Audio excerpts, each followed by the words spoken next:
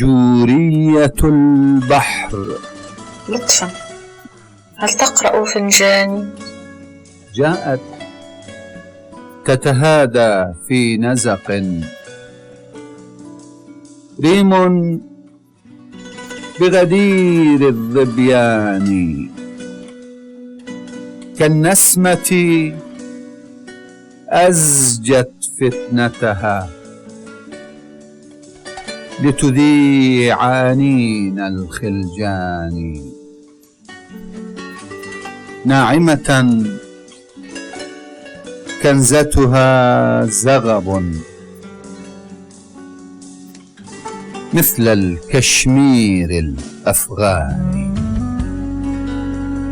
بأناقة 1000 قرنفلة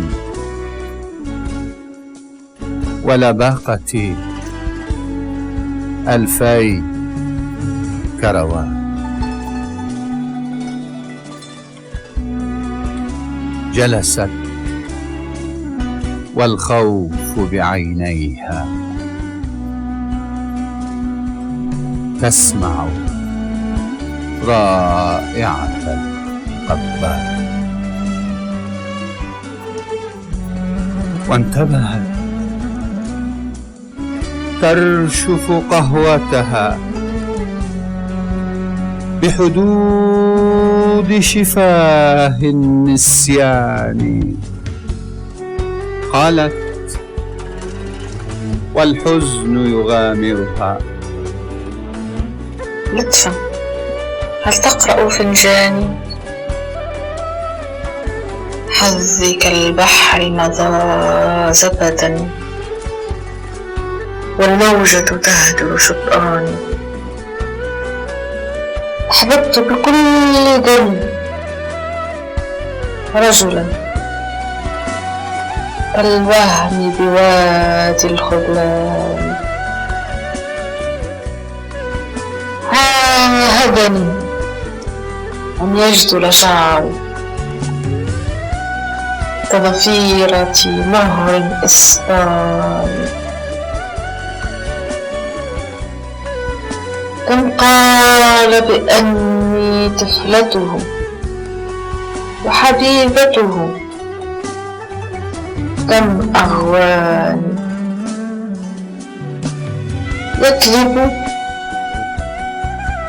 والحيلة معبده، وأنا بمتاهة كتماني. ذل نهاري تعب حظ، ومسائي يوقظ أشجاني، وكأني قطعة صلصال بأنامل طفل أتاني، حتى أدركت عقاربه تلسع جدران الشريان، فكفرت بحب لا يجري النهر بروح الإنسان. حرمت الحب على قلبي ولبست ثياب الحرمان، ومشيت إلى البحر بهمي أذرفني ملحا ألقاني، ومشيت إلى البحر بهمي أذرفني ملحا ألقاني.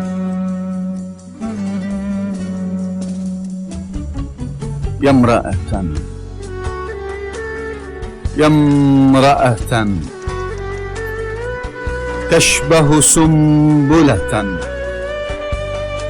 بنظارة شمس حزيران، سلة ورد أنت بعمر تغمز للفجر بتحنان. تبا تبا بالحزن متى أمسى يسحق أوراق الريحان.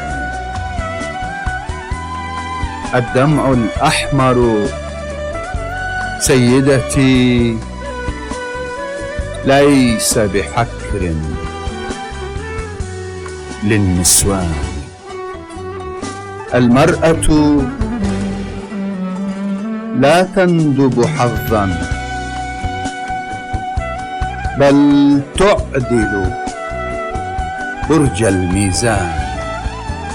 المرأة من بأظافرها كاللبوة ضد السجان، من تقلب كل مخاوفها، من تغلب كيد الشيطان، من تقلب كل مخاوفها، من تغلب كيد الشيطان.